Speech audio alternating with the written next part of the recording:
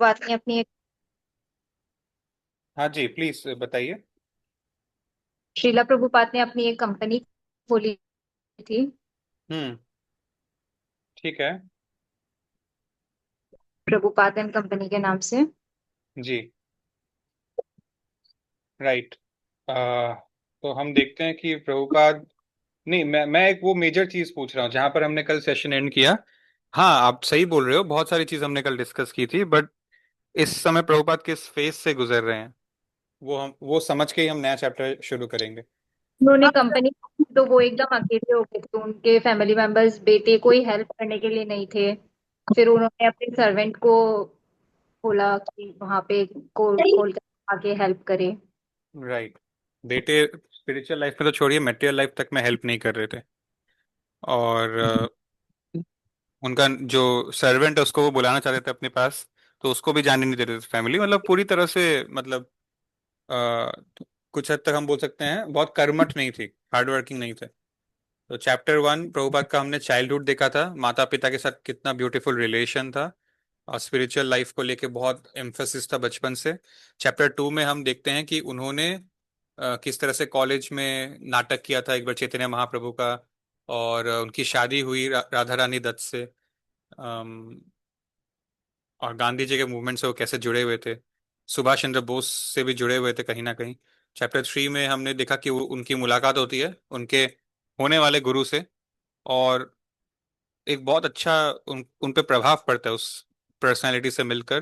फिर धीरे धीरे उनको सुनते हैं, कुछ मुलाकातें होती हैं, फिर उनको दीक्षा मिल जाता है, एक ही बार में सेकंड इनिशिएशन भी मिल जाता है। और वो जिस शहर में वो रहते हैं वहाँ शहर में प्रचार अच्छा करते हैं और अपने बिजनेस को भी मेंटेन करते हैं। हाँ, एक पॉइंट ऐसा आ जाता है जब बिजनेस खराब होने लग जाता है, और ये हम आज के डेट में कंक्लूड कर सकते हैं कि ये कृष्ण की कृपा थी उनपे। उनका बिजनेस से मन उठानी या वो काम चोरी करके भागना नहीं चाहते थे, वैसी कोई बात नहीं है। ठीक है। तो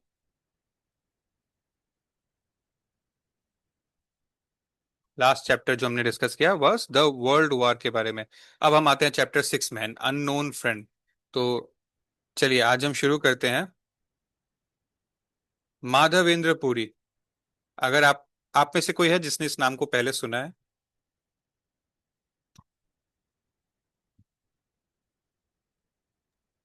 हरे कृष्णा। सुना है प्रणव। माता जी ने बताया है इनके बारे में। जी, तो आपके हिसाब से ये कौन थे या कौन है? ये मतलब प्रभुपाद को उनके मतलब वो बिजनेस में और उनका उसमें थोड़ा हेल्प करते हैं। मेरे को बहुत याद नहीं आ रहा उनके बारे में माधव कपूर। मुझे लगता है ये कोई और है। ये है, ये हमारे गुरु परंपरा में आते हैं, हमारा जो संप्रदाय है उसमें ओ हाँ माधव। बहुत ऊपर आते हैं। माधवेंद्र पुरी, अगर मैं गलत नहीं हूं तो इनका डिसाइपल का नाम था ईश्वरपुरी। और कौन है ईश्वरपुरी? लॉर्ड चैतन्य महाप्रभु के के गुरु। हाँ जी, yes, Chaitanya Mahaprabhu. See, Ishwarpuri was the chief disciple of Madhavendra Puri. तो आज से 500 600 साल पहले की बात है। ठीक है। ये बहुत ही वरिष्ठ आचार्य हैं, और इनके स्टोरीज, इनके लीलाएं हम डिस्कस करेंगे। कृष्ण साक्षात अपने दर्शन देते थे, मतलब बहुत ब्यूटीफुल स्टोरीज है। हम भी अभी अपने परंपरा को ही डिस्कस कर रहे हैं, शिला प्रभुपाद, राइट, हमारे रिसेंट परंपरा आचार्य। तो ये परंपरा इतना स्ट्रांग है, हमें, हम जब ये स्टोरीज पढ़ेंगे, आज हम शिला प्रभुपाद का कर रहे हैं, कुछ महीने तक यही चलेगा, फिर हम किसी और का करेंगे। तो ये लोगों के बारे में जान जानकर इतना अच्छा लगेगा, गर्व होगा कि हम ऐसे संप्रदाय को बिलोंग करते हैं, ब्रह्मा, मध्व, गौड़िया, वैष्णव संप्रदाय। तो एन अननोन फ्रेंड, तो माधवेंद्र पुरी का एक इंपॉर्टेंट यहाँ पर लाइन है जो इस चैप्टर में आएगा, इसको ऑथर हाईलाइट कर रहे हैं। Let the sharp moralist accuse me of being illusioned, I do not mind. Experts in Vedic activities may slander me as being misled. Friends and relatives may call me frustrated. My brothers may call me a fool. The wealthy Mammonites may point me out as mad. Learned philosophers may assert that I am too much proud. Still, my mind does not budge an inch from the determination to serve the lotus feet of Govinda, though I am unable to do it. ये last में इनकी humbleness है कि मैं तो कुछ कर नहीं सकता, जो कर रहे हैं यही कर रहे हैं, राइट, हमारे लिए। द पॉइंट इज, ये बोल रहे हैं कि भक्ति का मार्ग हो सकता है दुनिया में एक ऐसा देना है कि किसी को भी समझ में नहीं आए। जैसे कलयुग में हम देख रहे हैं प्रभुपाद को जो फेस करना पड़ा आगे चल के, अभी तो शुरुआत हुई है, प्रभुपाद का स्ट्रगल का एस शुरू हुआ है अभी तो भले एक ऐसा दिन आ जाए कि कोई किसी को भी भक्ति का महत्व समझ में नहीं आए, मॉरलिस्ट को लगे कि मैं पागल हो गया हूँ, और जो शास्त्र में ज्ञान रखने का दावा करते हैं उनको लगेगा कि मैं गलत शास्त्र पढ़ के आ गया हूँ, मेरे सारे आसपास के लोग मुझे पागल बुलाएंगे, और कुछ लोगों को लगेगा कि मैं अहंकारी हो गया हूँ। बट फिर भी जो डिटर्मिनेशन मेरे अंदर है राधा गोविंद की सेवा करने का, उससे मैं हटूंगा नहीं। तो माधवेंद्र पुरी ऐसा जो इतना स्ट्रिक्ट बात बोल रहे हैं, क्योंकि उसके पीछे बहुत स्टोरीज है जो हम कभी और डिस्कस करेंगे। उनको या उनके डिसाइपल्स को बहुत सारी अच्छी अच्छी लीलाएं भी है। आई एम नॉट श्योर ये माधवेंद्र पुरी है या कोई एक और ही इस संप्रदाय में एक आचार्य थे। बहुत सारे जैनी धर्म के पालन करने वाले लोग इनसे इंस्पायर होकर सनातन धर्म में प्रॉपरली जुड़ गए थे। तो ऐसे बहुत स्टोरीज है, ये परंपरा इतनी ब्यूटीफुल है। हर आचार्य का स्टोरीज लीला आप जब पढ़ेंगे तो मतलब आपको गर्व होगा। ठीक है, तो anyways let's find out. So that shows कि ये chapter will be all about struggles and struggles of Srila Prabhupada. अब बिजनेस और परिवार में टेंशन था, लेकिन at the same time larger concept में इंडिया का इंडिपेंडेंस हो जाने के साथ साथ जो एक और प्रॉब्लमेटिक सिचुएशन आया, पार्टीशन ऑफ इंडिया, उसका भी long macro economic impact Prabhupada को झेलना पड़ रहा था।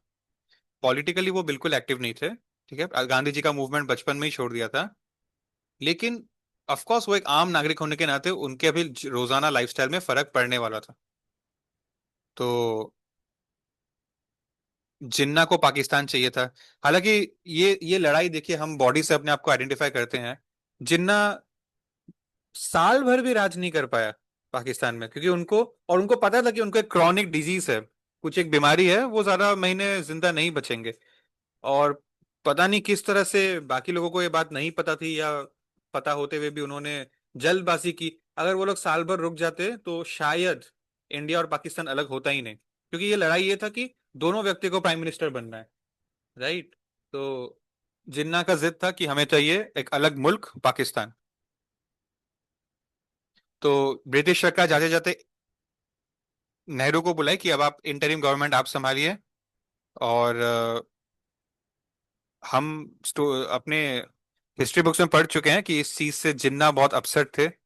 तो बहुत दिन तक रायट्स चले, और कलकत्ता में भी शुरू हुई रायट्स हिंदू और मुस्लिम के बीच में।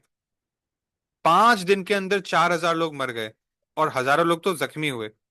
और फिर महीनों तक इंडिया के किसी ना किसी कोने में राइट्स का सिलसिला चलता रहा। पंजाब सेक्टर की क्या हालत हुई, वहां की बेटियों की क्या हालत हुई, इसको क्या ही बोले। तो ट्रेन भर भर कर लाशें आती थी इंडिया में पाकिस्तान से, right. So anyways, this was the very bloody history of partition.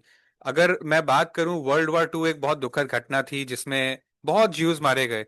वो नंबर डिबेटेबल होगा, बट बहुत ज्यूज तो मारे गए। आज भी यूरोप में जिन जगहों पर ये कॉन्सेंट्रेशन कैंप्स थी, वहां पर सुंदर से म्यूजियम्स बनाए गए हैं, बड़े बड़े अक्षरों में सारे विक्टिम्स के नाम लिखे गए हैं, ताकि हिस्ट्री भूल नहीं जाए, फ्यूचर इन हिस्ट्री को भूल नहीं जाए।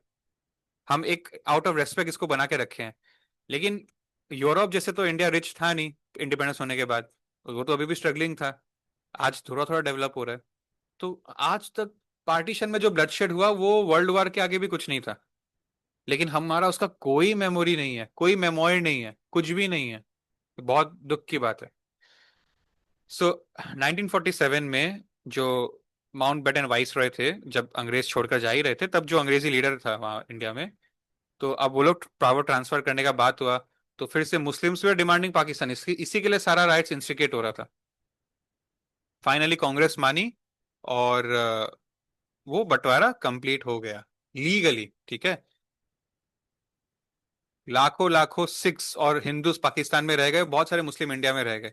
इसलिए अभी क्या होगा, माइग्रेशन होगा, वहां के लोग यहाँ आएंगे, यहाँ के लोग वहां चले जाएंगे। तो रेफ्यूजीज आए, और ये सब के बीच में बहुत झगड़ा भी होने लगा, तो बहुत बहुत गंदी हालत थी। प्रभुपाद बोलते हैं कि हमारा इंडिपेंडेंस मूवमेंट महात्मा गांधी जी ने शुरू किया था लोगों को यूनाइट करने के लिए, आओ हम लोग एक साथ मिले। लेकिन जस्ट इमेजिन क्या हुआ, पार्टीशन हो गया। पर्पस था कि आओ गांधी जी बोलते हैं आओ हम लोग सब एक साथ मिल के आजादी के लिए लड़े, और आजाद होते ही सबसे पहले बंटवारा हो गया। बहुत बड़ी आयरनी है। और इतना पॉइजनस था ये सिस्टम कि मतलब अब हिंदू मुस्लिम का लड़ाई नहीं हो रहा, अब इंडिया और पाकिस्तान का लड़ाई हो रहा है, एक तरह से हिंदुस्तान पाकिस्तान का। तो एक्चुअली यूनिटी नहीं हो रहा है, यहाँ तो सेपरेशन ही हुआ अल्टीमेटली, राइट। कोई मंदिर तोड़ रहा है, कोई मस्जिद तोड़ रहा है, तो मतलब प्रभुपाद बोलते हैं कि गॉड इज तो God, God cannot be Hindu and Muslim. तो ये लोग बहुत बेतुकी लड़ाई कर रहे हैं। लेकिन प्रभुपाद बोलते हैं जब इनका डेथ हो गया था, तो डेड बॉडीज को एक साथ स्टैक किया गया था। इसमें हिंदू डेड बॉडी कौन है, मुस्लिम डेड बॉडी कौन है, इससे किसी को फर्क नहीं पड़ा। डेड जैसे ही वो बॉडी डेड बॉडी हो गया, उसके बाद उसका रिलीजन का उससे कोई फर्क नहीं पड़ रहा था। वो सिंपल कैजुअलिटी में काउंट होगा, हिंदू भी और मुस्लिम भी कैजुअलिटी में काउंट हो रहा है। तो बॉडीली आइडेंटिफिकेशन करना इज नॉट राइट। ये हिंदू वर्ड क्या है, ये कुछ भी नहीं है, एक जोग्राफिकल टर्म है, राइट। और ultimately everyone is Sanatan Dharma. It's only one religion in the world, right. So Abhay, okay.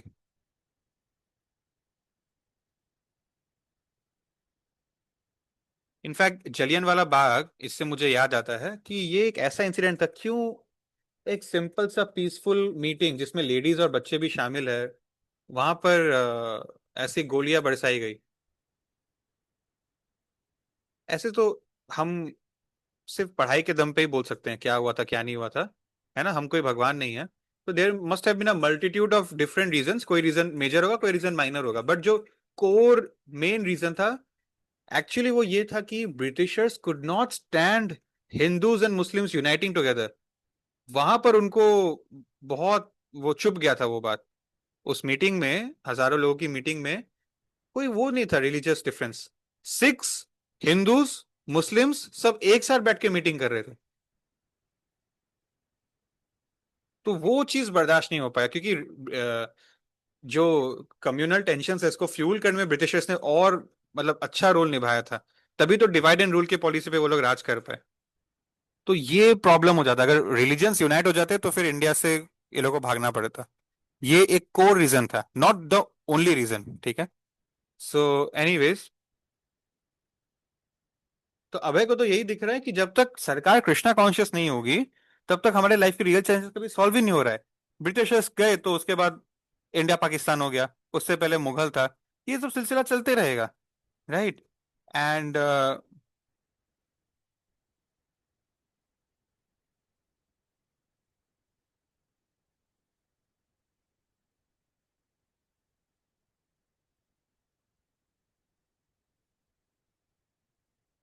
Prabhupada बोलते हैं कि hundreds and hundreds of year से जो उनके नेबरहुड, पुराने नेबरहुड में कुछ घरें थी, वो 2 दिन के अंदर जला के राख कर दिया। मतलब इतना टेम्पररी होता है मटेरियल वर्ल्ड और यहाँ का सुख।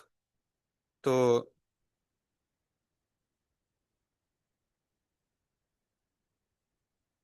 इसीलिए प्रभुपाद ने बैक टू गॉडहेड मैगजीन को स्टार्ट किया था। ठीक है, टाइम हो गया है, हम लोग अभी बंद, सेशन थोड़ी देर में ओवर करेंगे। बैक टू गॉडहेड मैगजीन जो प्रभुपाद ने स्टार्ट किया इसीलिए किया। अभी तक प्रभुपाद ने क्या क्या लिखा है मैं आपसे पूछ रहा हूँ। इंट्रोडक्शन ऑफ गीता उपनिषद। हाँ जी, तो ये होमवर्क किस किसने किया है, जरा हाथ उठाए।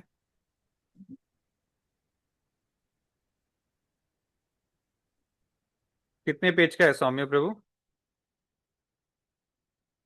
देखो जी, वो टेक्स्ट था लंबा सा, मैं उस वेबसाइट पे गया था तो अच्छा, वेबसाइट पेजेस से नहीं पढ़ा है। थे। Okay okay okay. हाँ, आई थिंक 40 पेज का ही है, रफली रफली 40 पेज का है। Very very nice. Saumya, 41 Khushboo, page प्रणामी, प्रभु। 46। सुरभि, चैतन्य, जानवी।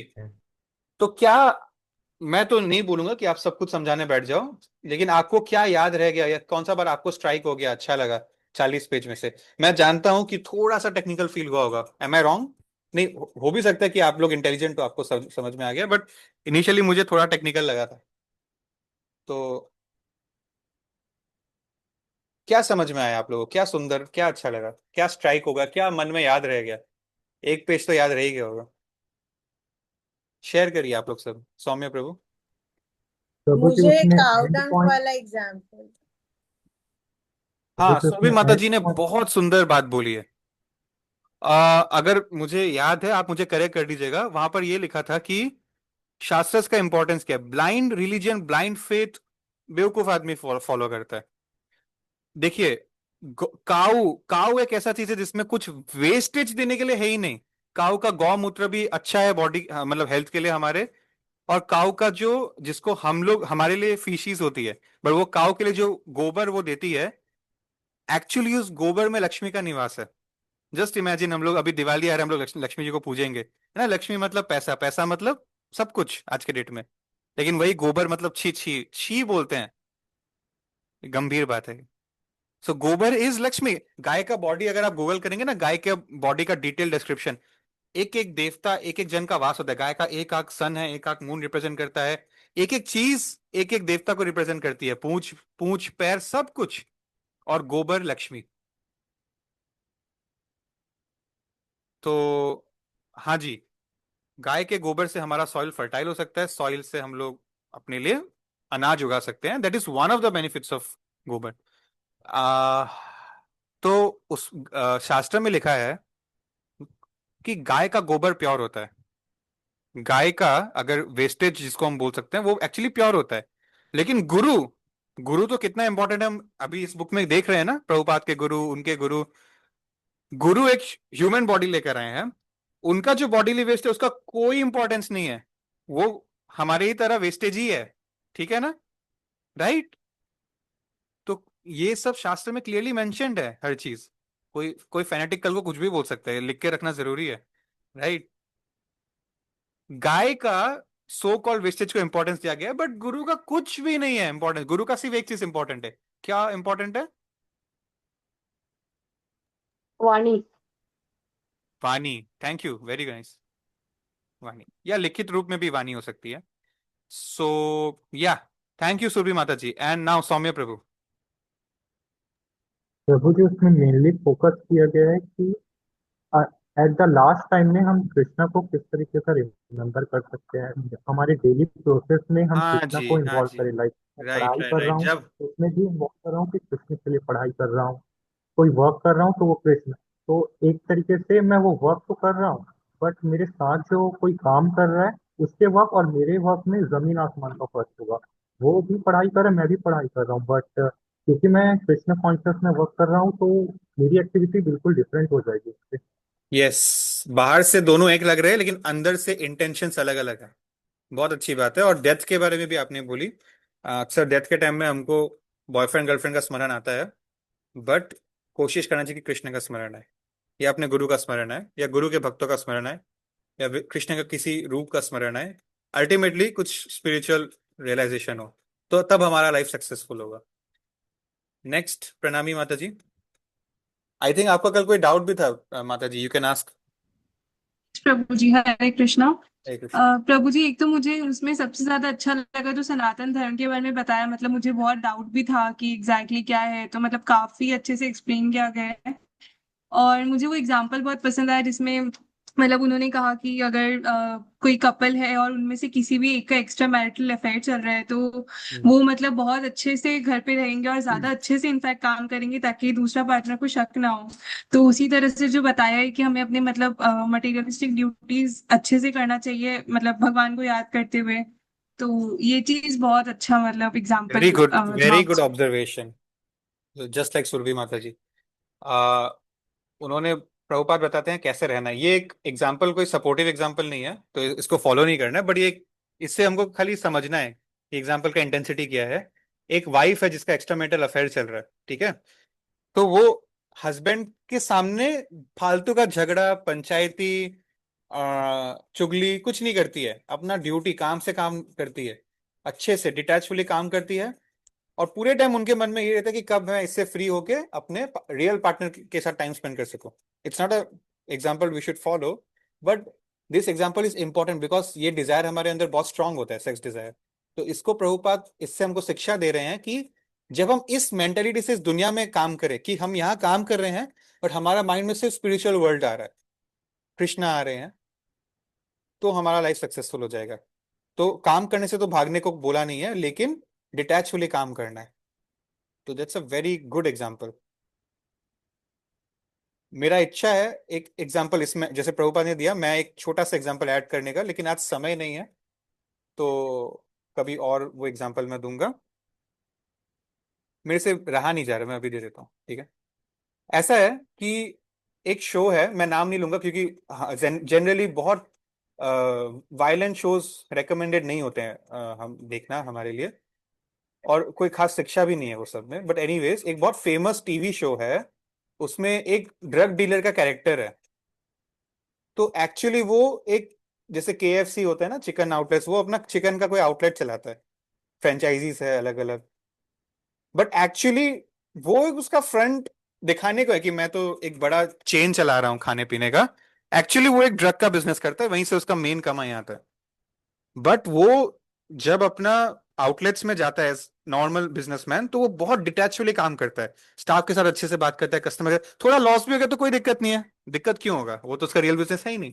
थोड़ा प्रॉफिट हो रहा है तो हो रहा है, बट एक्चुअली में हो ये रहा है कि उसका वो चिकन वाला बिजनेस भी बहुत अच्छा चल रहा है, क्योंकि उसके स्टाफ लोग को भी वो किचन मालिक मतलब सिर्फ चिल्लाते रहते हैं वैसा नहीं लगता है, स्टाफ लोग भी डेडिकेटेडली काम करता है, कस्टमर्स को भी डेडिकेटेड सर्विस मिलता है, स्टाफ अच्छा रहेगा तो कस्टमर हमेशा अच्छा रहेगा, राइट।